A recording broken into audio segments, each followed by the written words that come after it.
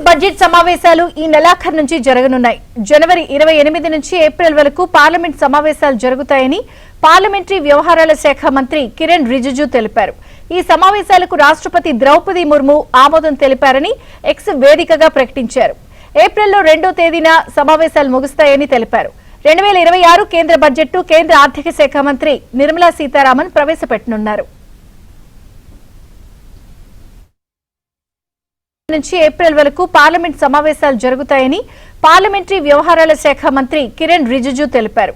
ఈ సమావేశాలకు రాష్ట్రపతి ద్రౌపది ముర్ము ఆమోదం తెలిపారని ఎక్స్ వేదికగా ప్రకటించారు. ఏప్రిల్లో 2వ తేదీన సమావేశాలు ముగుస్తాయని తెలిపారు.